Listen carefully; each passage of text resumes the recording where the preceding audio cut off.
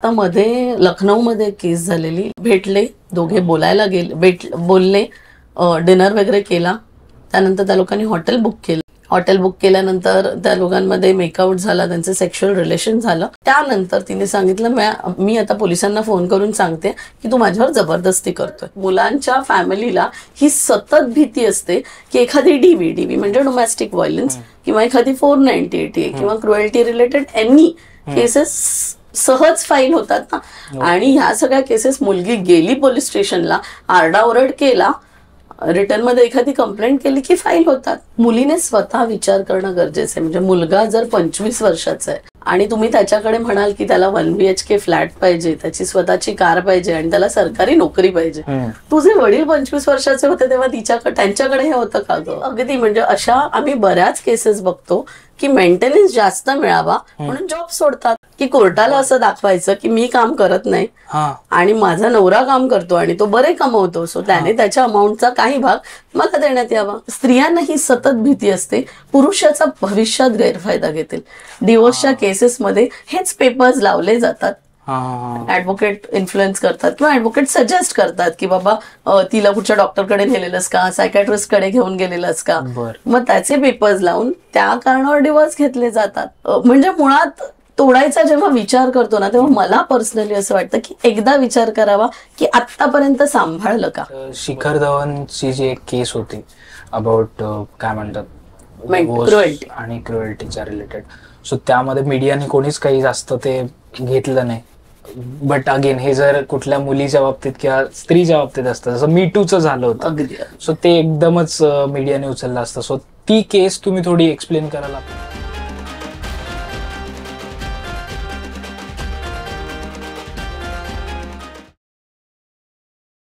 नमस्कार मित्रांनो आणि तुमच्या सगळ्यांचं स्वागत आहे स्वीट टॉक्सच्या आजच्या एपिसोडमध्ये.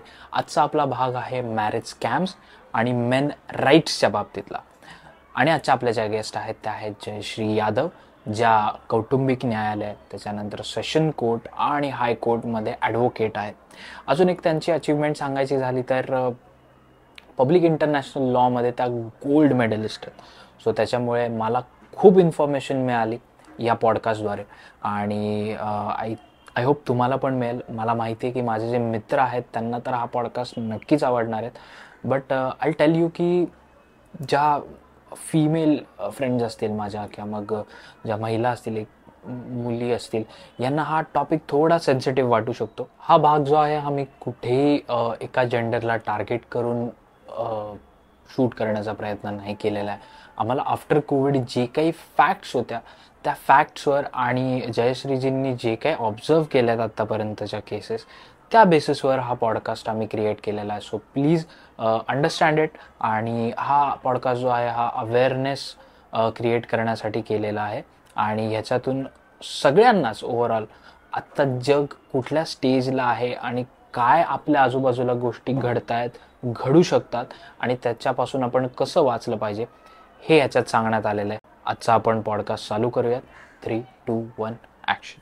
तर सगळ्यांचं स्वागत आहे कॉस्मोस्टार मीडिया प्रेझेंट्स आणि इक्सना स्टुडिओ प्रेझेंट स्वीट टॉक्समध्ये.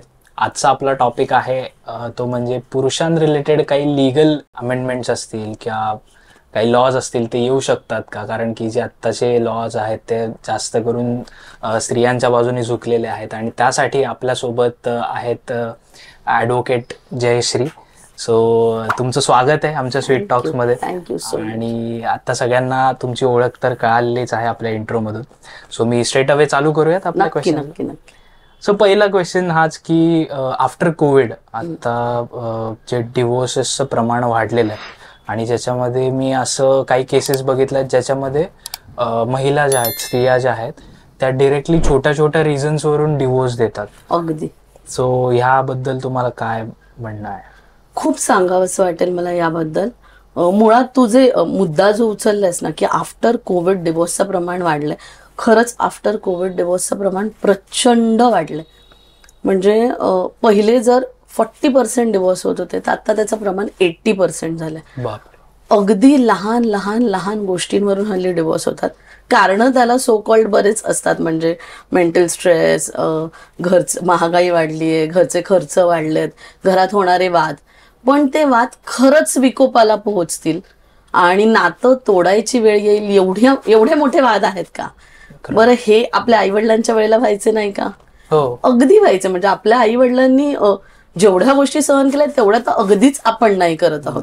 आता फिनान्शियल बॅकग्राऊंड आत्ताचे चांगले आहेत, आत्ताची मुलं मुली चांगल्या कमावतात, बट स्त्री पुरुष समानता सो कॉल्ड त्याच्यामुळे मीही कमवते, मीही थकते, मीही कामाला जाते, सो मला हे जमणार नाही. मग ते तुझ्या आईने केलं पाहिजे.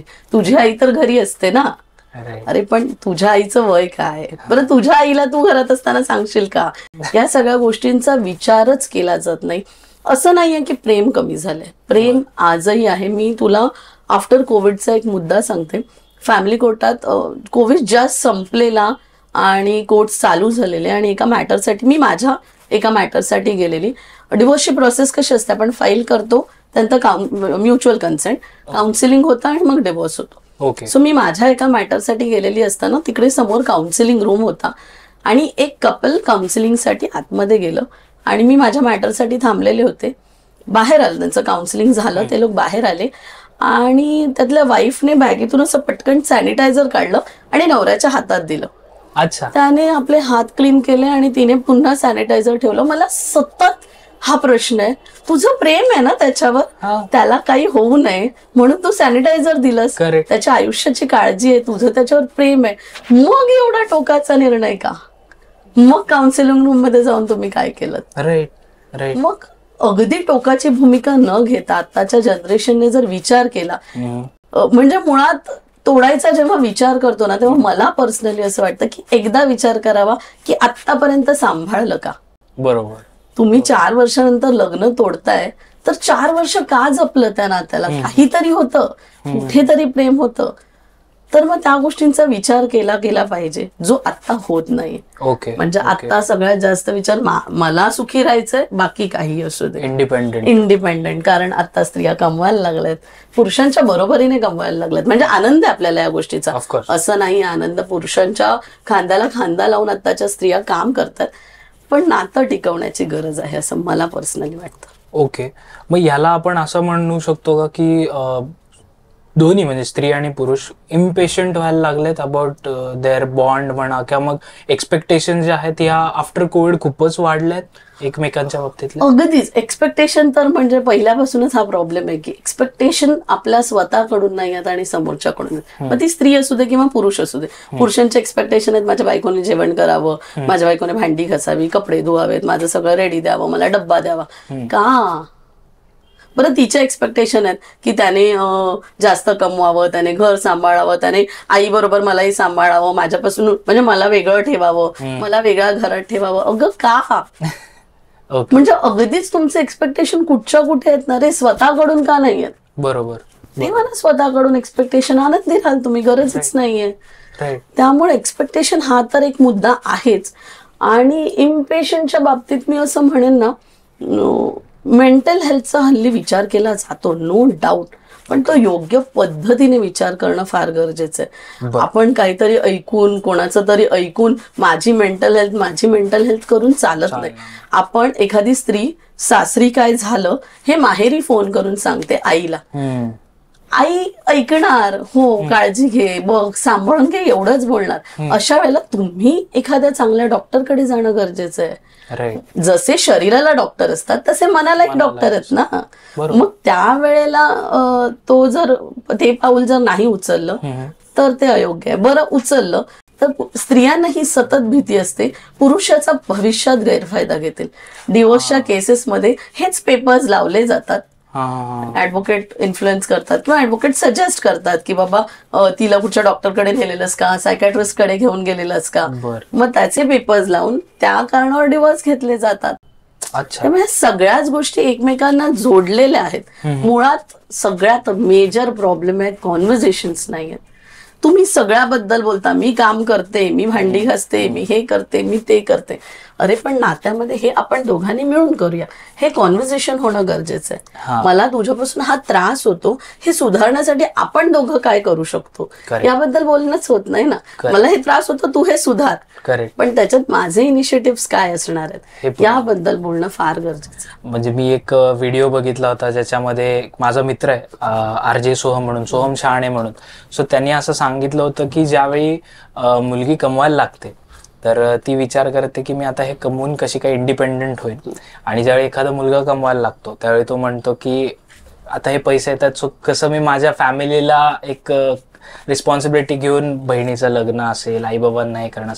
नो डाऊट मुलगी पण असा विचार करत असेल, बट सध्याचा कल बघता जास्त मुली इंडिपेंडंट व्हायचंय आणि मला माझं कसं काय कमवून मी इंडिपेंडंट होऊन गोष्टी करू शकते ह्यावर जास्त भर देते असं वाटतं. देतात ना, पण अगदीच त्या मुली जेव्हा डिवोर्सच्या केसेस कोर्टात जातात तेवढ्याच ठामपणे त्या मेंटेनन्ससाठी भांडतात.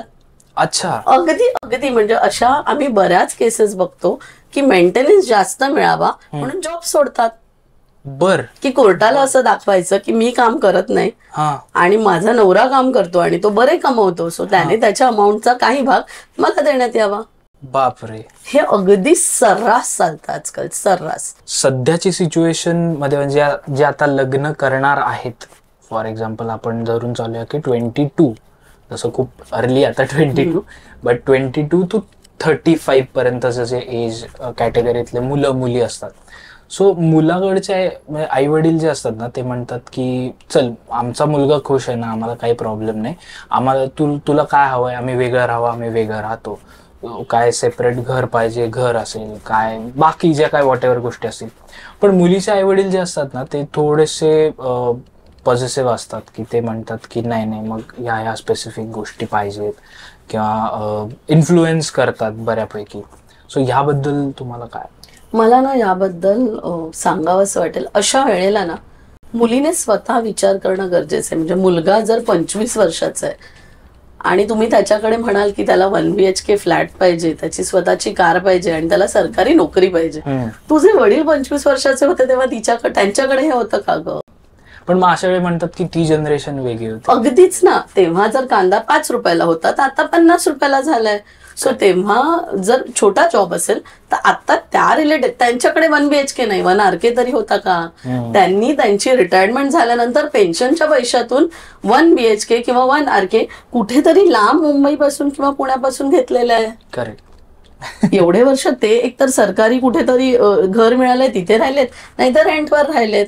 बरं ते 1 RK मध्ये राहिलेत आणि तू 1 BHK एक्सपेक्ट करते. मग ह्या गोष्टींचा मुलींनी विचार करणं गरजेचं नाहीये का?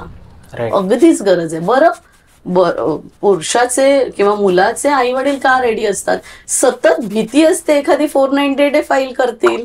498 हे IPCचं एक कलम आहे ज्याच्यामध्ये नवरा किंवा नवऱ्याच्या घरचे कोणीही जेव्हा स्त्रीला किंवा घरात आलेल्या बाईला मेंटली फिजिकली हार्म करतात किंवा क्रुएल्टी करतात तेव्हा 498 चा FIR रजिस्टर केला जातो. बरं त्याच्यामध्ये अरेस्ट होते, मग ते बेल करा, मग आपण जेलमध्ये जाणार का? मग ती केस 4-5 वर्ष चालणार. बरं आपल्या मुलाच्या आयुष्याची वाट लागते ते लागते. बरं ह्या सगळ्यामध्ये मन किती दुखावली जातात, ते सगळं होतच आहे ना. मग त्या भीतीपेक्षा बाबा तुला आवडली मुलगी, तुला जिथे राहायचं तिकडे तू सुखाने राहा, सिंपल निर्णय मुलाच्या घरचे देतात. पण अशा वेळेला मुलींनी पाऊल उचलणं फार गरजेचं आहे. अशी एखादी केस आहे की ज्याच्यामध्ये 498? अशा कित्येक केसेस आहेत. म्हणजे सोम कोणत्याही कोर्टात जा आणि बघ की 498 किती केसेस आहेत आणि त्यातल्या किती खऱ्या आहेत आणि किती मध्ये ऍक्विटल आहे. ऍक्विटल म्हणजे निर्दोष मुक्तता केलेली. कितीतरी केसेस आहेत की ज्याच्यामध्ये निर्दोष. कितीतरी अशा केसेस आहेत की मुली नंतर येऊन सांगतात की नाही मी चुकून केस फाईल केलेली, आता मला पाठी घ्यायची. आपण हायकोर्टामध्ये गेलो तर आता कितीतरी केसेस आहेत की तिकडे जाऊन ते लोक केस पाठी घेऊन टाकतात. पण मग याचा मोटिव्ह काय असतो फाईल करण्याचा? आपल्या दबावाखाली राहिलं पाहिजे. अच्छा. म्हणून तर मुलांच्या फॅमिलीला ही सतत भीती असते की एखादी DV म्हणजे डोमेस्टिक व्हायलन्स किंवा एखादी 498 किंवा क्रुएल्टी रिलेटेड एनी केसेस सहज फाईल होतात ना. आणि ह्या सगळ्या केसेस मुलगी गेली पोलीस स्टेशनला, आरडाओरड केला, रिटर्न मध्ये एखादी कंप्लेंट केली की फाईल होतात. बापरे. मग काय करावं? अशा वेळेला मुलीने विचार करणं गरजेचं आहे की खरंच काही केसेस खऱ्या आहेतही, असं नाहीये की सगळेच खोटं बोलतात, पण खरंच आपल्याला एवढा त्रास झालाय का? बरं, जो त्रास झालाय त्याच्या बदल्यात एवढा त्रास द्यावा एवढं वाईट आपलं नातं आहे का? आणि सगळं चांगलं चालू असताना जस्ट बिकॉज त्यांना आपल्या दबावाखाली ठेवायचं, आपल्या म्हणण्यानुसार वागायला लावायचं किंवा मुलगा वेगळा राहावा म्हणून साठी हे जर प्रयत्न असतील तर त्यांच्या आई वडिलांना त्रास दिल्यानंतर कितपत तो मुलगा मनाने तुझा राहणार आहे? या गोष्टींचा मुलींनी विचार करणं फार गरजेचं आहे. बापरे, खूपच वेगळ्या वेनी गोष्टी सध्या चालताना दिसतात. आपण थोडस मागे येऊयात आता, म्हणजे मागे ॲज इन की एज वाईज. आता आपल्या इथे इंडियामध्ये किंवा स्पेशली महाराष्ट्रामध्ये डेटिंग कल्चर आता वाढायला लागले. मग जे ऑनलाईन ऍप्स असतात त्याच्यावरून मॅचेस होतात किंवा काय म्हणतात मॅट्रिमोनियल ऍप्स मधून सुद्धा मॅचेस होतात आणि नंतर ते स्कॅम्स निघतात की मग मुलं मुली भेटतात, रिलेशनशिप त्यांचं चालू होतं आणि मग कुठेतरी हॉटेल्समध्ये किंवा ते भेटतात आणि त्याच्यानंतर मग मुलगी फाईल करते केस. सो अशा केसेस किंवा असे प्रमाण आता खूप वाढतंय. सो याच्याबद्दल काय सांग? असं प्रमाण म्हणजे सध्या एवढं वाढलंय, डेटिंग ऍप्स तुम्ही ओपन केलेत ना, अर्धे अधिक प्रोफाईल फेक आहेत त्याच्यामध्ये. म्हणजे सगळ्या स्त्रिया नाही पण काही स्त्रिया हा बिझनेस म्हणून चालवतात. सध्या हा बिझनेस चालतो, स्त्रिया असं नाही, ते ग्रुप्स आहेत आणि ते लोक हे बिझनेस चालवतात की एखाद्या मुलावर लक्ष ठेवायचं, त्याला ती काय रिक्वेस्ट पाठवेल तो एक्सेप्ट करतील, ते बोलायला लागतील, बोलायला लागल्यावर ते भेटायला जातात.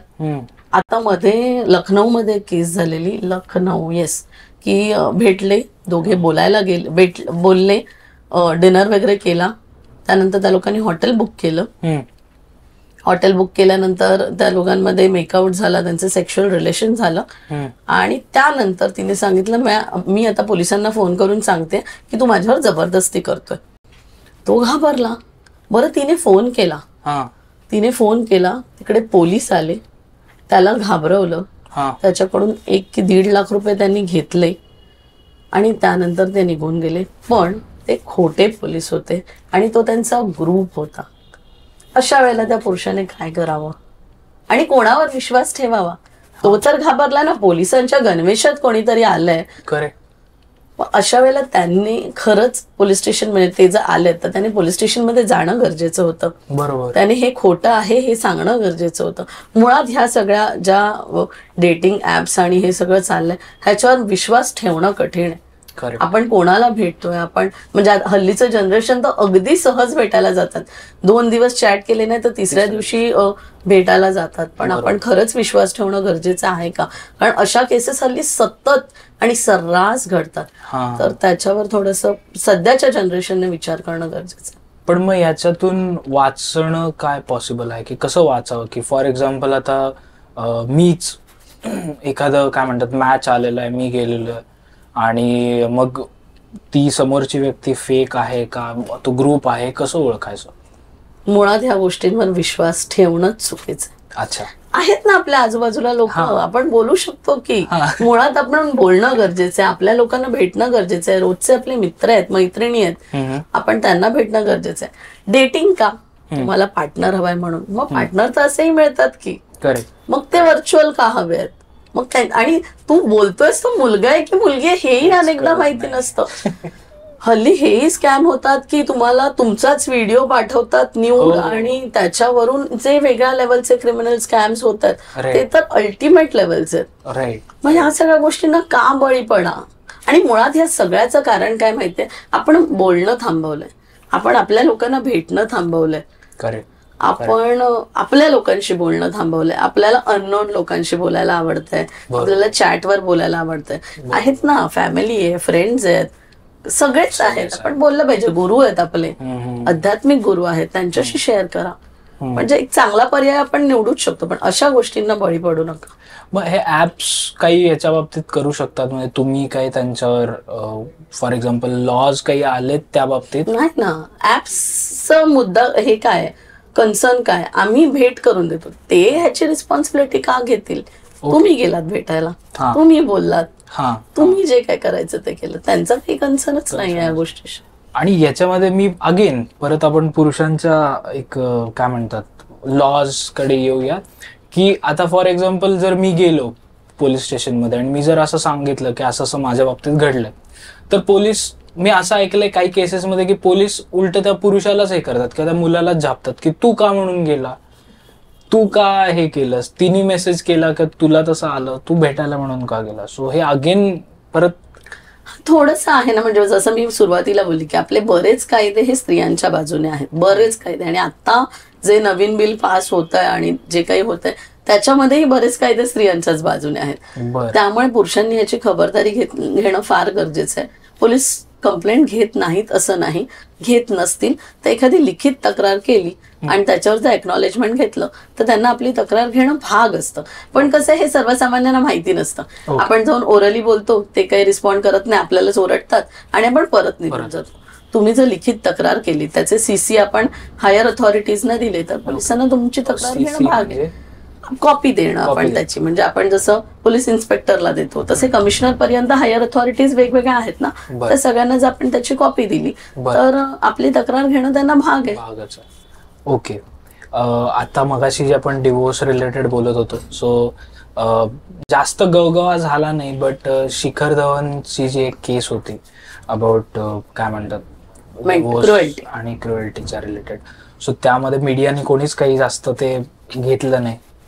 बट अगेन हे जर कुठल्या मुलीच्या बाबतीत किंवा स्त्रीच्या बाबतीत असतं, जसं मी टूचं झालं होतं, सो ते एकदमच मीडियाने उचललं असतं. सो ती केस तुम्ही थोडी एक्सप्लेन कराल आपल्या ऑडियन्सला. शिखर धवनच्या केस बद्दल मी सांगेन, म्हणजे त्या केस कडून शिकण्यासारखी एक खूप मोठी गोष्ट आहे. त्याच्यासारखा जर वेल नोन व्यक्ती आवाज उठवतो की माझ्यावर क्रुएल्टी होते, तर आपण सर्वसामान्याने का नाही उचलायचा? का पुरुष पाठी राहतात, का सतत घाबरून राहतात? म्हणजे मला तर हा फार मोठा कन्सर्न आहे. तर आम्ही प्रयत्न करतोय की सगळीकडे महिला आयोग आहेत, पुरुष आयोग का नाहीये कुठेच? करेक्ट. सो आमचे खूप प्रयत्न चाललेत सगळ्यांनी. म्हणजे तुम्ही आता कोणत्याही पोलीस स्टेशन मध्ये गेलात तरी त्याच्या बाजूला हल्ली महिला आयोग असतात, ते आधी महिला आयोगाकडे पाठवतात, तिथून मग कंप्लेंट त्यांची पोलीस स्टेशनला येते आणि मग जी काय आहे ती केस फाईल होते. तसे पुरुष आयोग का नाही आहेत? त्यामुळे मला असं वाटतं प्रत्येक पुरुषाने, म्हणजे शिखर धवन सारखं वेल नोन व्यक्तिमत्व माझ्यावर क्रुएल्टी होते हे जर बोलू शकतो, त्याला तर किती भीती आहे. नाव खराब होण्याची, करिअर खराब होण्याची, त्याचं सगळंच संपण्याची भीती आहे. पण तो खरा होता आणि तो बोलला ना, बरोबर, मी पुरुष आहे आणि माझ्यावर केसेस लादल्या जातील. त्याची बायको काही व्हेरी वेल नोन नाही अशातला भाग नाहीये, तिच्याकडे पैसा आहे, तिच्याकडे सगळंच आहे. त्याच्यासारखी वेल नोन व्यक्तिमत्व जर आवाज उचलतंय की मेंटल क्रुएल्टी, फिजिकल क्रुएल्टी चुकीची आणि माझ्यावरती घडते, तर सर्वसामान्यांनी आवाज उचलणं गरजेचं आहे, स्पेशली पुरुषांनी, कारण आपले कायदे बरेच स्त्रियांच्या बाजूने झुकलेले. पण आता ज्या लोकांना ही एक्झॅक्टली केस काय आहे हे माहितीच नाही, सो याची थोडी पार्श्वभूमी सांगाल की एक्झॅक्टली झालं काय या पूर्ण शिखर धवन केस स्टडी आपण म्हणूया त्याला. शिखर धवनने ना दिल्ली कोर्टामध्ये, फॅमिली कोर्टामध्ये केस केलेली regarding physical and mental cruelty, जास्त तर मेंटल क्रुएल्टी. सगळ्यात मोठा या केसचा भाग होता की त्याच्या बायकोने त्याच्या मुलाचं तोंडच दाखवलं नव्हतं, भेटायलाच दिलं नव्हतं. आणि मग बाकी तर क्रुएल्टी बरीच आहे, मेंटल क्रुएल्टी, तिचं वागणं, तिने जो काही त्याच्यात ओव्हरऑल त्रास त्याला दिला, जो सर्वसामान्यांच्या घरात घडतो तसाच अगदी त्रास जो मेंटल क्रुएल्टीच्या अंडर येतो, तो सगळा त्याच्यामध्ये मेन्शन आहे. सगळ्यात जास्त त्रासदायक असं होतं, आणि हे सर्वसामान्यांच्या, म्हणजे अशा तर मी सर्वसामान्य अनेक केसेस सांगेन की चाइल्ड कस्टडी नाही देत, चाइल्ड एक्सेस नाही देत. म्हणजे हा स्त्रियांचा फार मेन मुद्दा आहे. मी पुरुषाचा वीक पॉइंट काय आहे? माझं बाळ, मेरा बच्चा अगर मुझे नहीं दिखेगा तो मैं पिघलाऊंगा ही ना. काही ऑप्शनच नाहीये, त्याचं बाळ आहे. मग त्याच्या बायकोने तसंच केलेलं की बाळाचा एक्सेस त्याला देणं बंद केलेलं, बाळाला भेटणं बोलणं बंद केलेलं, आणि मग बाळाच्या एक्सेसची त्याच्यात ऑर्डर अजून झालेली नाहीये, दॅट इज पेंडिंग. त्यांचा डिवोर्स अलाव झाला, पण बाळाच्या कस्टडीची ऑर्डर झाली नाहीये, त्यांचा डिवोर्स अलाव झाला, पण बाळाचा एक्सेस त्याला देण्यात आला की तो बाळाला भेटू शकतो, बाळाला त्याला काही द्यायचंय तर तो देऊ शकतो. बट ओव्हरऑल ही सगळी केस मेंटल क्रुएल्टी बद्दल होती. आणि मी असं ऐकलं होतं की तिचा ऑलरेडी एक डिवोर्स झालेला होता, आणि म्हणजे मी जेवढं त्या केसच्या बाबतीत हे केलं की तिचा ऑलरेडी डिवोर्स झाला होता आणि तिला 2 मुली होत्या आणि ते ऑस्ट्रेलियामध्ये राहायची. सो त्यांच्यामध्ये असं अग्रीमेंट झालं होतं, आय डोंट नो आता ते वर्बल झालं होतं किंवा रिटर्न झालं होतं की ती इंडियाला येणार त्याच्यासोबत आणि पहिल्या काहीतरी नवऱ्याकडून तिला ते मेंटेनन्स मिळतच होतं, बट स्टील शिखर धवननी त्याच्या एक काय म्हणतात चांगुलपणामुळे तो देत होता. ती त्यांच्या मुलींचा खर्च पण हाच करत होता. आणि सडनली मग ती नाही म्हणली आणि ती परत ऑस्ट्रेलियाला गेली. आणि मग तुम्ही जसं सांगताय तसं ऑन पेपर्स तर तिच्या प्रायर डिव्होर्स बद्दल किंवा काही तसं ऑन पेपर्स अजून माझ्या तरी लक्षात नाही आलंय. फक्त अशा केसेसमध्ये काय होतं माहिती, म्हणजे रिअल फॅक्ट अशी असते, जर तुमचा पहिल्या नवऱ्याकडून घटस्फोट झालाय तर तुम्ही जोपर्यंत दुसरं लग्न करत नाही तोपर्यंतच तुम्हाला मेंटेनन्स मिळतो. बर, त्यानंतर मेंटेनन्स मिळतच नाही, कारण त्यानंतर दुसऱ्या नवऱ्याची जबाबदारी असते तुमचा खर्च करणं. तुमच्या मुलांचा नाही, तुमचा खर्च तर ते करूच शकतात. तुमच्या मुलांना एखाद वेळेस पहिल्या नवऱ्याकडून मेंटेनन्स मिळू शकतो, पण तुम्हाला मेंटेनन्स पहिल्या नवऱ्याकडून मिळणं बंद होतं, कारण ती रिस्पॉन्सिबिलिटी दुसऱ्या नवऱ्याची असते. आता हे शिखर धवनने त्याच्या मनाने काय केलं किंवा त्याचा चांगुलपणा हे त्यांच्या दोघांच्या अगदीच पर्सनल गोष्टी ज्या काही झाल्यात. पण ऑन पेपर्स किंवा लिगली तुम्ही एकदा जेव्हा दुसरं लग्न करता तेव्हा पहिल्या नवऱ्याचा मेंटेनन्स कम्प्लीट होऊन जातो. तुम्हाला जो काही मेंटेनन्स आहे तो मग नंतरचा जो खर्च असतो ती दुसऱ्या नवऱ्याची रिस्पॉन्सिबिलिटी असते. ओके. आता आपण लॉ आणि काय म्हणतात वकिली ह्या बाबतीत बोलतोय. सो तुम्ही ज्या कुठल्या फिल्म्स बघितल्या असतील आतापर्यंत, बॉलिवूड, मराठी किंवा बाकीच्या भाषांमधल्या, सो त्यातली जास्त अशी जवळ जाणारी फिल्म कोणती वाटते की ऍक्च्युली ज्याच्यामध्ये रियालिटी दाखवली की असं कोर्ट असतं किंवा अशा काय म्हणतात प्रोसेस सगळी अशी होत असते त्या बाबतीत? अशा बऱ्याच केसेस म्हणजे हल्ली फार त्या कॉमेडी वेला घेऊन जातात, बट तसं बस एक बंदा काफी हे मूवी चांगली होती. मराठी चित्रपट एक कोर्ट म्हणून, तो एक फार म्हणजे मला अगदीच पुसट आठवतोय, मी फार आधी पाहिलेला तो, बट तो मला फार भावलेला चित्रपट होता, कारण सेन्सिबल दाखवलेलं नाही. कोर्टात ओरडलं जात माय लॉर्ड्स आणि ठॉक असं नाही होत. कोर्टात हिंमत नसते, जजेस समोर आपण पाणीही नाही पिऊ शकत. ते जात असतील तर आपल्याला साईडला व्हावं लागतं, म्हणजे आपण त्यांच्याशी बोलणं तर अगदीच लांबची गोष्ट आहे. सो ते उगाच काहीतरी दाखवतात, तसं ऍक्च्युअल कोर्ट नसतं.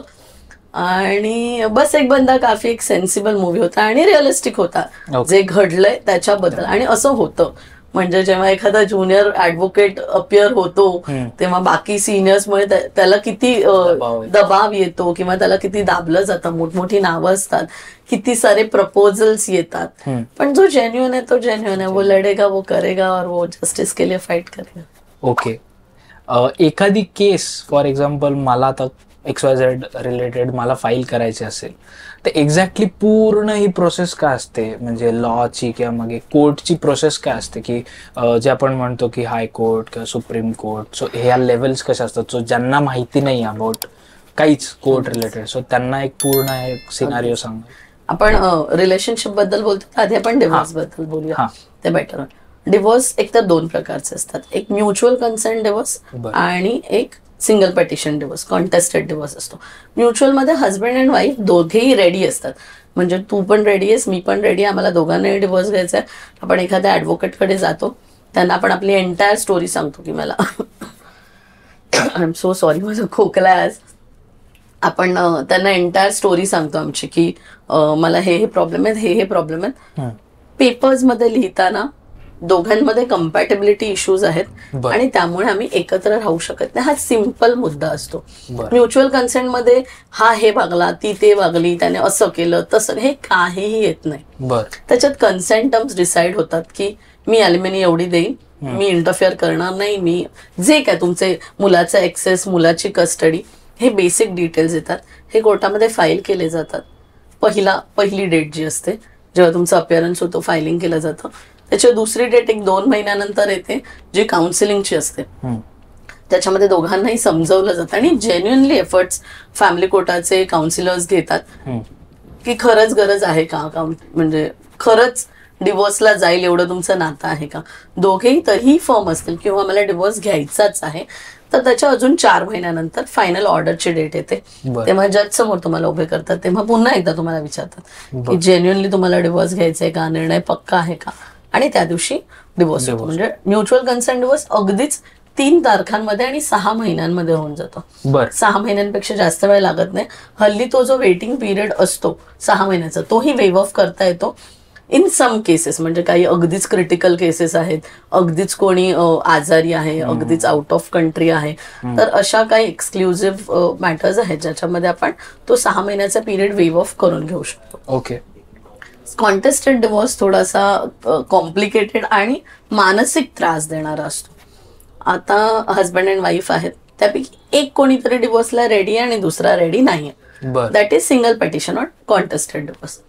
जेव्हा हजबंड अँड वाईफ मधला कोणीतरी एक रेडी असतो तो ऑब्व्हियसली ऍडव्होकेटकडे जातो, ऍडव्होकेटला विचारतो की असं असं आहे, त्याची एंटायर स्टोरी सांगतो आणि मला डिवोर्स घ्यायचा. तेव्हा त्याचा ऍडव्होकेट समोरच्या पार्टीला म्हणजे त्याच्या वाईफला नोटीस पाठवतो की असं असं आहे, आम्हाला डिवोर्स घ्यायचा आहे, तर तुम्ही म्युच्युअली रेडी आहात का? तर ती रेडी नसते, त्यामुळे ऑब्व्हियसली ती आम्ही रेडी नाही आहोत असा रिप्लाय देते. मग अशा वेळेला ती जर रेडी आहे बोलली तर मग तो म्युच्युअल डिवोर्स होणार. ती जर रेडी नाहीये बोलली तर मग अशा वेळेला मग ते कोर्टात जातात. मग जर तुमचं 10 वर्षाचं लग्न आहे तर एंटायर 10 वर्षात तुम्हाला एवढं काय मेंटल फिजिकल जी काय क्रुएल्टी झाली ती सगळी त्या पेपर्स मध्ये मेन्शन केली जाते. त्यावेळेला ते फायलिंग होतं. त्यानंतर ती कोर्टात केसेस जातात, त्यांचा अपिअरन्स होतो. त्यानंतर कोर्टाकडून समोरच्या पार्टीला समन्स जातो. अच्छा. त्या समन्स नंतर समोरची पार्टी म्हणजे वाईफ त्यांची हजर राहते कोर्टामध्ये. मग त्या दोघांचं पुन्हा काउन्सिलिंग होतं. ओके. पुन्हा त्यांना कन्व्हिन्स केलं जातं की खरंच गरज आहे का, खरंच एवढं कॉम्प्लिकेटेड आहे का, बरं मग त्याला घ्यायचाच आहे डिवोर्स तर तू का नाही देत आहेस, त्याच्यासाठी काउन्सिलिंग होतं. काउन्सिलरला जे योग्य वाटतं, पण मुळात आपल्याकडे लग्न टिकवण्याचा जास्त प्रयत्न केला जातो. मग ते काउन्सिलिंग होतं. काउन्सिलिंगचा जो काही रिपोर्ट असेल, कधी कधी पॉझिटिव्ह होतो की हो दोघेही रेडी होतात, तो एखादी लमसम ॲलिमनी द्यायला तयार होतो, ती पण एक्सेप्ट करायला तयार होते आणि मग ते म्युच्युअलला कन्व्हर्ट होऊन डायरेक्टली डिवोर्स होतो. त्याच्यात जर झालं नाही तर मग त्या काउन्सिलिंगचा रिपोर्ट जजकडे जातो, विच इज हिडन. तो आपल्याला कधीच दिसत नाही, तो डिरेक्टली काउन्सिलर आणि जजच्या मध्ये असतो. आणि मग त्यानंतर मॅटर चालू होते. मग मीनवाईल एखादी वाईफ मेंटेनन्ससाठी ऍप्लिकेशन करते. त्यानंतर मग एव्हिडन्स आपण हजबंडने फाईल केलं असेल त्यांचा एव्हिडन्स होतो, क्रॉस होतो, तिची एव्हिडन्स होते, क्रॉस होते आणि मग फायनल आर्ग्युमेंट होते तिच्या ऍडव्होकेटची, त्याच्या ऍडव्होकेटची आणि मग फायनल ऑर्डर होते whether it is allowed or not allowed. Okay okay. हे झालं डिवोर्सच्या बाबतीत. बऱ्याच जणांना असं असतं ना, सोहम गरज नसेल तरी ती बाई घराच्या बाहेर असते, कारणच नाहीये डिवोर्सचं तरी सुद्धा वाद विकोपाला पोहोचलेत, नवऱ्याने घराच्या बाहेर काढलाय किंवा काय. अशा ह्याच्यातनं बऱ्याच लोकांना हा कायदा माहिती नाहीये. रेस्टिट्यूशन ऑफ कॉन्ज्युगल राईट्स म्हणून एक स्त्रियांसाठी आणि पुरुषांसाठी हा एक कायदा आहे. म्हणजे या बाबतीत पुरुष ब्लेस्ड आहेत आपण बोलू शकतो. गरज नसताना जर बायको घराच्या बाहेर आहे, माहेरी जाऊन राहिलीये, परत येतच नाहीये आणि डिवोर्स होण्यासारखं किंवा सेपरेशन सारखं काही कारणच नाही, तेव्हा हजबंड किंवा वाईफ जो कोणी आहे कोर्टात याचिका दाखल करू शकतो. म्हणजे एकतर पहिली नोटीस पाठवायची की तू परत नांदायला ये म्हणून, तरीही ती नाही आली तर तो कोर्टाकडे मागू शकतो. गरज नसतानाही माझ्यापासून लांब राहते. आहेत बेसिक भांडणं कोणत्या घरात नसतात, प्रत्येक कुटुंबात असतात, पण तरी सुद्धा मी तिला नांदायला घ्यायला तयार आहे आणि मला तिच्यावर एकत्र राहायची इच्छा आहे. तर अशा प्रसंगात आपण रेस्टिट्यूशन ऑफ कॉन्ज्युगल राईट्स हा बऱ्याच जणांना कायदा माहिती नाही, सर्वसामान्यांना. आणि मग ते गोष्ट ती गेलीये ना, येईल ती तिची परत, या ऍटिट्यूड खाली बरीच नाती तुटतात. तर अशा वेळेला हा कायदा आपल्याला फार उपयोगात येण्यासारखे. बर. आणि कोर्टाच्या लेवल कशा असतात, जसं आपण आता फॅमिली कोर्ट जे आहे ना, सगळ्यात पहिलं MM कोर्ट असतं. फॅमिली कोर्ट हे त्याच्या म्हणजे फॅमिली कोर्ट सेशन्स कोर्टच्या बरोबर येतं. त्यामुळे family court metropolitan magistrate court, त्यानंतर येतं सेशन्स कोर्ट, त्यानंतर हायकोर्ट आणि त्यानंतर सुप्रीम कोर्ट जे दिल्लीला. ओके.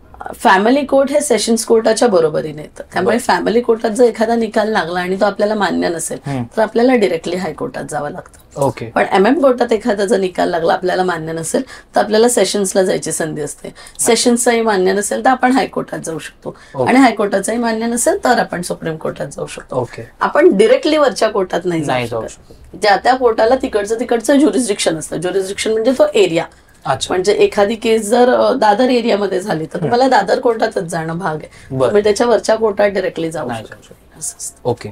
आतापर्यंत तुमच्या पूर्ण जर्नीमध्ये तुम्ही अशा काही केसेस बघितल्यात का ज्याच्यामध्ये तुम्हाला असं बिलीव्हच नाही होते की अशा प्रकारची केस असू शकते आणि ती मी लढतीये, किंवा मग दीपिका परमार एक केस मला म्हणजे मी ती विसरू शकत नाही आयुष्यात केस. खरं काय झालं ते तिला माहिती आणि त्या परमात्म्याला माहिती. 2010 मध्ये आमच्याकडे केस आलेली. माझे वडील तेव्हा ती केस चालू होते. My dad was very well known advocate. So मी जस्ट तेव्हा ऐकलेली, मला आठवतं तेव्हा काय मी नव्हती. मी जेव्हा प्रॅक्टिसमध्ये आली तेव्हा ती केस सुरू झाली. आम्हाला असं न्यूजमध्ये कळलं की एका बाईने आपल्या बाळाला फेकून दिलं. And I was so shocked. म्हणजे 2010 ना, 13 वर्षापूर्वी माझ्या मते. म्हणजे एखादी बाई का फेकून देईल बाळाला, गरजच नाहीये ना. तरी न्यूज ऐकली, आय वॉज सो शॉक्ड. आणि नंतर मला कळलं की माझे वडील ती केस बघतात.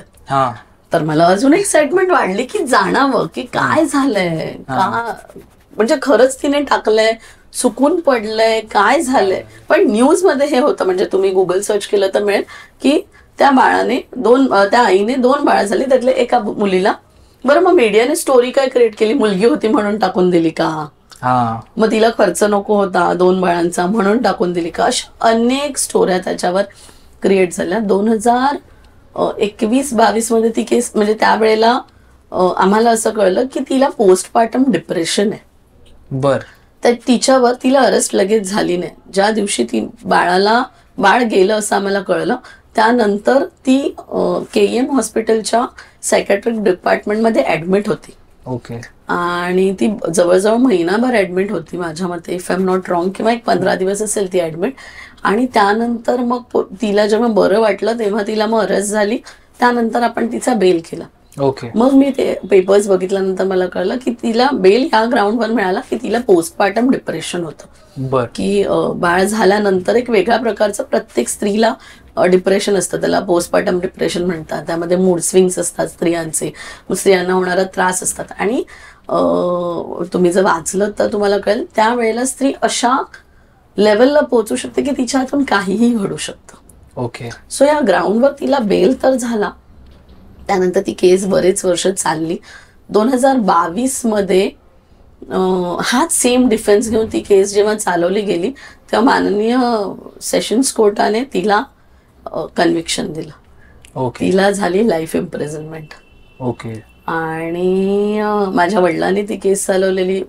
एवढ्या वर्षाच्या प्रॅक्टिसमध्ये आज तागायत त्यांच्याकडे एकही कन्व्हिक्शन नव्हतं. बर. आणि हे पहिलं कन्व्हिक्शन, ते आम्हालाही वाईट वाटलं की बरं, ती ऑर्डर झाली आणि एका महिन्यानंतर माझे वडील वारले. आणि माझ्यासाठी हा फार मोठा टास्क होता. त्यांनी चालवलेली केस, तिला कन्व्हिक्शन झालंय, ती जेलमध्ये गेली, आता मी करू काय. बरं, मला माहिती आहे तिने असं काही नाही केलंय. मे बी ते पोस्टपार्टम डिप्रेशन होतं किंवा जो काही तिला त्रास होता. त्यावेळेला KEMच्या सायकॅट्रिक डिपार्टमेंटच्या ज्या हेड होत्या त्यांना कॉन्टॅक्ट केला. 2022 मध्ये मी जाऊन त्यांना भेटले. मी त्यांच्याशी बोलले की एक्झॅक्टली काय होतं, नक्की काय झालेलं. म्हणजे बघायला तर कोणीच नव्हतं, बाळ पडलं, कोणी नेऊन टाकलं की काय झालं, मला काहीच माहिती नव्हतं. पण आई बाळाला फेकून देऊ शकते हे माझ्या मनाला पटणारं नव्हतं. मग मी त्या मॅमना जाऊन भेटली. त्यांनी मग त्यावेळेला मला सांगितलं की ती एक पोस्टपार्टम डिप्रेशन मधून चाललेली. बाळाचं कोणी काय केलं हे त्या बोलल्या मी सांगू शकत नाही, पण हे मी सांगू शकते की ती पोस्टपार्टम डिप्रेशन मधून चाललेली. आणि त्यावेळेला एखादी स्त्री काहीही करू शकते, कुठच्याही लेवलला पोहोचू शकते. मग आम्ही हायकोर्टामध्ये अपील दाखल केलं. आम्ही कोर्टाला हे कन्व्हिन्स केलं की तेव्हा जो काही निकाल लागला तेव्हा ह्या गोष्टींचा विचारच करण्यात आला नाही. सो या गोष्टीचा कोर्टाने विचार करावा. तो निकाल आम्हाला मान्य नाही, आम्हाला पुन्हा केस लढता यावी म्हणून तिला आत्ता बेलवर बाहेर काढण्यात यावं. आणि अशा प्रकारे तिचा बेल झाला. माझ्या आयुष्यातली ही न विसरणारी गोष्ट आहे, कारण ही गोष्ट मान्यच करू शकत नाही की एखादी आई बाळाला टाकू शकत. ओके. आणि एखादी डिवोर्स रिलेटेड केस? डिवोर्स रिलेटेड एक चांगली माझ्या लक्षात राहणारी गोष्ट आहे. मी स्वतः तो डिवोर्स फाईल केलेला. यू वोंट बिलीव्ह, म्हणजे या वयातही डिवोर्स होतात. त्यावेळेला त्या महिला होत्या 62 वर्षाच्या आणि पुरुष होते 65 वर्षाचे. असं त्यात ते 2 कपल होतं. आणि माझ्याकडे आले की मला तर नाही जमत आहे, मेंटल स्ट्रेस आहे, मला काही तिच्याकडून 1 रुपया नको किंवा मला काही त्याच्याकडून 1 रुपया नको, आम्हाला एकत्र नाही राहायचंय. तर माझ्यासाठी पण ते एक चॅलेंज होतं. आपण वयाने लहान, एवढे म्हणजे आपण करतो केसेस, पण एवढ्या मोठ्या आपण आजी आजोबा बोलू ज्यांना, आणि त्यांच्यासाठी केस फाईल करणं. मी म्हटलं तुमचा निर्णय नक्की आहे ना? हो हो. मग आम्ही केस फाईल केली कोर्टात. केस फाईल झाली, त्यांचं काउन्सिलिंग झालं आणि फायनल ऑर्डरची जेव्हा डेट असते तेव्हा आम्ही जज समोर उभ्या राहिलो. I still remember. मला त्यांचे एक्सप्रेशन्स पण आठवतात. त्यांनी बघितलं, त्यांनी असं बघितलं, क्लायंट म्हटलं मला वाटतं यायचं. त्यांनी एज बघितलं, बोलतात यू शुअर तुम्हाला डिवोर्स घ्यायचंय? मी माझ्याकडून तुम्हाला 1 तारीख देऊ का विचार करायला? तर देवर लाईक नो. आता म्हणजे आमची या ऍट दिस एज आम्हाला मानसिक शांततेची गरज आहे. ऍट दिस एज आम्हाला पीस ऑफ माइंड पाहिजे, बाकी आम्हाला काहीच नको. जज वॉज लाईक ओके, तुम्ही जर म्युच्युअली रेडी आहात. आणि त्यांचा डिवोर्स ग्रँट झाला. आय वॉज लाईक ओके, चल आपण काहीतरी केलं. मी तिथून बाहेर आली आणि मी विसरून गेली ती गोष्ट. आपल्याला सतत केसेस असतात तर तेवढं लक्षात आलं नाही, अगदी माझ्या डोक्यातून निघून गेला. आणि मी एकदा अशी जात असताना मला ते दोघं दिसले परत. आणि मी म्हटलं तुम्ही दोघं एकत्र कसे? तर बोलतात नाही मॅडम, म्हणजे ठीक आहे झालं, आम्ही रागात त्यावेळेला निर्णय घेतला, पण या वयात कंपॅनियन पाहिजे ना. अरे बाप. मग आम्ही एकमेकांबरोबर एकत्र राहून तेवढे दुःखी नव्हतो, पण लांब झाल्यावर आम्हाला जास्त दुःख झालं. आणि आता ते दोघंही एका घरात राहतात. त्यांनी रिमॅरेज नाही केलं obviously, but they are staying together and they are happy. बर, हे अशी पण प्रोसेस असते का की डिवोर्स झाला आणि परत एकत्र राहायला लागले तर मग लग्न करू शकतात ना ते? अच्छा, म्हणजे परत अगदी रजिस्टर करायचं करा. Okay okay. तुम्ही बिग बॉस बघता? Not much. आता सध्या बघताय? हिंदी की मराठी? हिंदी. हिंदी. हा, अंकिता लोखंडे. आणि त्याबद्दल तुम्हाला काय वाटतंय सध्या जे काय चालू?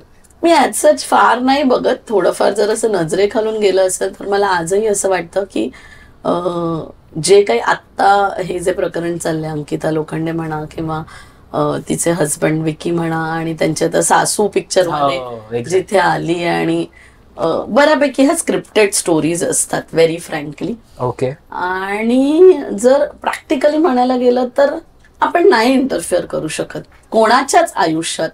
मग मुळात तो नवरा असेल तरी नाही करू शकत. म्हणजे मुलगा आणि सून तर अगदीच लांबची गोष्ट आहे. आपण नाही इंटरफिअर करू शकत. आपण नाही त्यांना इन्सल्टिंग ऑन स्क्रीन फील करून देऊ शकत. म्हणजे ऑफ स्क्रीन तर नाहीच, पण तुम्ही ऑन स्क्रीन कसं एखाद्याला एवढा इन्सल्ट करू शकता ना. बाकी सगळंच सेकंडरी, स्क्रिप्टेड असेल काही असेल, पण तिचा तिकडे अपमान होतोय ना, विच इज रॉंग, असं मला पर्सनली वाटतं. ओके. ह्या वर्षी काय म्हणजे काय म्हणतात, फॅमिली लॉ किंवा डोमेस्टिक लॉज जे असतील तर त्याच्यामध्ये काय चेंजेस होण्याची शक्यता आहे? असं वर्षानुसार तसे कायदे बदलत नाहीत, पण नवीन आता बिल पास झालंय, त्याच्यामुळे नवीन आता न्यायसंहिता येणार आहे. पण पुन्हा तेच झालंय, पुन्हा कायदे बरेच स्त्रियांच्या बाजूने फार सॉर्टेड केलंय. आत्ताची जी 3 पुस्तकं आली आहेत नवीन, ते फार कायदे सॉर्टेड केलेत. म्हणजे जिथे क्लब टुगेदर करायचे ते क्लब टुगेदर केलेत, जे क्रम वाईज व्यवस्थित असले पाहिजे ते क्रम वाईज व्यवस्थित केलेत. हिट अँड रन केस बद्दल मी सांगू शकते की तो एक लोकांना दिसला किंवा समजणारा कायदा एक आलाय. पूर्वी हिट अँड रन केसची काहीतरी 3 की 5 वर्ष शिक्षा होती, आता ती शिक्षा वाढवली. त्यामुळे मध्ये आता एवढे सगळं बंद वगैरे होता, टेम्पो ड्रायव्हर्स आणि त्या लोकांनी बंद केलेला. पण तो कायदा असणं गरजेचं आहे ना. हिट अँड रन, तुम्ही हिट करून पळून जाता, त्याचं आयुष्य संपतं ना. बरोबर. आता शिक्षा जास्त आहे म्हटल्यानंतर त्या निमित्ताने कोणीतरी थांबेल की अरे 10 साल जाऊंगा उससे अच्छा 5 साल में अंदर बाहेर आ जाऊंगा. तर ती एक मेंटॅलिटी होईल, एखाद्याचं आयुष्य वाचेल. त्यामुळे तसं ते कायदे एक आपल्याला फायद्याचे आहेत. पण बाकी सगळं सेक्शन जरी बदलले असतील तरी कायदे ऑलमोस्ट तसेच. आणि परत आपण पुरुषांच्या बाबतीत आलो की उद्या सपोज जर ह्या आपण आता ज्या गोष्टींच्या बाबतीत चर्चा केली, सो तसं जर कुठल्या पुरुषाच्या बाबतीत झालं तर त्यांनी इमिजिएटली काय करावं? मुळात लिखित तक्रार करावी. आपण जसं मगाशी आपण डिस्कस केलं ना, आपण पोलीस स्टेशनला जातो आणि आपल्याला परत पळवलं जातं, असंच आपल्याला वाटतं ना. लिखित तक्रार कोणीच तुमची धुडकावून लावूच शकत नाही, कारण त्याच्या सीसीज जातात. जसं मी म्हटलं की कॉपी जातात, त्यांच्या हायर अथॉरिटीला तुम्ही पाठवू शकता. सो आता आपण जेवढी काही काय म्हणतात तुम्ही गोष्टी सांगितल्या, चर्चा केली, सो लास्ट मला कन्क्लूड करताना तुम्हाला हे विचारावं असं वाटेल की ह्या सगळ्या बाबतीतून आपण वाचण्यासाठी एखाद्या मुलामध्ये किंवा एखाद्या मुलीमध्ये कुठले आपण रेड फ्लॅग्स जे सो कॉल्ड म्हणतो सो हे अर्ली नोटीस केले पाहिजेत की जेणेकरून मी ह्या कुठल्या तरी भानगडीत सापडणार नाही किंवा अडकणार नाही. मुळात ना मुलांबद्दल बरेच जण सांगतात रेड फ्लॅग्स आहे, तो असा वागतो, तो तसा वागतो. आपण मुलींबद्दल थोडेसे लक्षात घेऊया, कारण मुलांबद्दल तुम्ही खूप ऐकले असतील. तुम्हाला ना वागताना कळलं पाहिजे, तिच्या डे टू डे लाईफमध्ये, तिच्या वागण्यामध्ये, तिच्या बोलण्यामध्ये तुम्ही लक्षात घेतलं पाहिजे की तिचा स्वभाव कसा आहे. बर, ती जर इंडिपेंडंटचा तोरा गाजवते तर मग ती तुमच्याकडून खर्च का करवते? ओके, म्हणजे पुढे जाऊन आपल्याला त्रासदायक नाहीये का? इधर तिने हाऊसवाईफ असावं, मी तुला पूर्णपणे सांभाळतो, इंडिपेंडंट असेल तर स्वतःच तिने स्वतः करावं. करेक्ट. सो या गोष्टी पुरुषांनी लक्षात घेतल्या पाहिजे. स्त्रिया फार पूर्वीपासून बोलतात, मी बाबा तुझ्या आई वडिलांबरोबर राहणार नाही. तसं नसतील बोलत तरी आपण सेपरेट राहूया का? मग आपला संसार असा होईल, आपला संसार तसा होईल. अरे मग माझ्या आई वडिलांचं काय? बरं, स्त्रियांना आजकाल हे तर फार आहे, मी पण आली आहे ना माझ्या आई वडिलांना सोडून. अरे हो, मान्य, पण आपली संस्कृती आहे, ओके, काहीतरी रूढी परंपरा चालत आलेल्या आहेत, त्याला काहीतरी कारण आहेत, त्याला काहीतरी स्पिरिच्युअल कारण आहेत. ओके, या सगळ्या गोष्टींचा विचार केला गेला पाहिजे. त्यामुळे जर स्त्रियांचं आधीपासून हे सांगणं आहे की मी जॉईंट फॅमिलीमध्ये राहणार नाही, मी तुझ्या आई वडिलांबरोबर राहणार नाही, तर हे सगळे रेड फ्लॅग्स आहेत ना, हे आपल्याला लक्षात आले पाहिजेत, स्पेशली पुरुषांना. किंवा जसं इंडिपेंडंट राहण्याबद्दल किंवा इंडिपेंडंट कमावण्याबद्दल मी बोलली, त्याच्या व्यतिरिक्त आई वडिलांबद्दल गॉसिप्स असतात की, किंवा बहिणींबद्दल, अरे तुझी बहीण अशी का वागते, मग तिने असं का, मग तिने तसं का. दिस ऑल आर रेड फ्लॅग्स. म्हणजे तुम्ही विचार केला पाहिजे त्यांच्या बोलण्यातून, वागण्यातून लग्नाच्या आधी, की भविष्यात हे मला त्रासदायक आहे का, भविष्यात मला याचा फायदा होणार आहे का. बरं, तसं स्त्रियांमध्येही आहे. मी काही फक्त पुरुषांची बाजू घेते याच्यातला भाग नाही, पण स्त्रियांबद्दल म्हणजे पुरुषांबद्दल बऱ्याच जणांना माहिती आहेत की त्यांचं वागणं, त्यांची क्रुएल्टी आपल्याला अगोदरच दिसते. तो आपल्यावर हात उचलतो का, तो आपल्यावर लग्नाच्या आधीचं त्यांचं वागणं कसं आहे, आणि हे सगळं बऱ्यापैकी माहिती आहे. म्हणून आज आपण जास्त त्या विषयाबद्दल बोलूया. नाहीतर आज मला फार कमेंट्स येतात स्त्री असून कशी आहे. नाही, त्या फॉर शुअर येणारच आहेत. बट आय होप की जी काही मुलं बघणार आहेत ना आपला पॉडकास्ट, त्यांना याच्यातून खूप व्हॅल्यू मिळणार आहे. आणि आपल्या पॉडकास्टचा मेन हेतूच तो आहे. कारण जसं तुम्ही सांगितलं की स्त्रियांच्या बाबतीत खूप videos, podcast, red flags, green flags, हे सगळ्या गोष्टी झालेल्या आहेत. म्हणजे मुलींनी कसे चूज करावे या बाबतीत. पण मुलांना असं काही हेच नाही. आणि जसं तुम्ही सांगितलं की सगळं झुकतं जे आता माप आहे ते म्हणजे ते त्यांच्या स्त्रियांच्या चांगल्यासाठीच केलेले आहेत लॉज, पण त्याचा वाईटही अशा प्रमाणे. मुळात त्यावेळेला तसं व्हायचं, त्यावेळेला तशी क्रुएल्टी होती. पण आजकालच्या स्त्रिया स्वतः कमवतायत, स्वतः बोलक्या आहेत, त्या अरेला कार्य करणाऱ्या आहेत. त्यामुळे सगळ्याच नाही सहन करत. ज्या सहन करतात त्यांच्याबद्दल खरंच आपल्याला वाईट वाटतं. त्यांच्यासाठी आपल्याला म्हणजे बरेच कायदे आहेत ज्याचा ते उपभोग घेतात. पण ज्या सहन न करता हे सगळं करतात ना, ते चुकीचं, त्यांचं चुकीचं. So Jayashriji, thank you so much. तुम्ही पॉडकास्टवर आमच्या आलात, आम्ही तुमच्या इथे आलो आणि तुम्ही एवढा वेळ दिला. आय एम शुअर की तुम्ही बिझी असता की या सगळ्या कोर्ट आणि या प्रोसेसमध्ये. पण आज तुम्ही जी माहिती दिली ती लोकांना, स्पेशली मुलांना तर खूप युजफुल आहे. सो जाता जाता त्यांना तुम्हाला काय एक मेसेज द्यावा असं वाटेल? मला सर्व पुरुषांना हे मुळात सांगावं असं वाटेल की जसा स्त्रियांचा आवाज आहे तसा तुमचाही आवाज असणं गरजेचं आहे. आपला फक्त घरात आवाज असतो किंवा आपल्या मित्रांमध्ये आवाज असतो, गरजेचं नाहीये. जसे स्त्रियांसाठी कायदे आहेत, आपल्यासाठी काहीतरी व्हावं, आपल्यासाठी कोणीतरी पाऊल उचलावं, त्याची सुरुवात तुम्ही स्वतः केली पाहिजे. तुम्ही जोपर्यंत तक्रार दाखल करत नाही तोपर्यंत काहीच होणार नाही. त्यामुळे स्टार्ट फ्रॉम युअर सेल्फ. नक्की समाज बदलेल, सुरुवात करा. आणि मला खात्री आहे की सगळे जे पुरुष आहेत हे कमेंटमध्ये आपल्याला अजून प्रश्न विचारणार आहेत आणि याचा आपल्याला पार्ट 2 घेऊन यावाच लागणार आहे लवकरच. सो तो आपण करूयात. आणि आपला पॉडकास्ट संपताना आमचा एक रिच्युअल आहे ज्याच्यामध्ये आम्ही फीस्ट बमने पॉडकास्ट एंड करतो. सो थँक्यू सो मच एकदा परत. आणि कॉस्मोस्टारला तुम्ही आमच्या पेजला लाईक करा, शेअर करा, सबस्क्राईब करा. मी जयश्रीजींचे पण हँडल्स खाली डिस्क्रिप्शनमध्ये टाकतो. सो त्यांना पण इंस्टाग्रामला फॉलो करा, फेसबुकवर फॉलो करा. त्यात लवकरच यूट्यूब चॅनल घेऊन येत आहेत, सो त्यालासुद्धा फॉलो करा, सबस्क्राईब करा. आणि थँक्यू सो मच एकदा परत Jayashriji. So yes, thank you so much.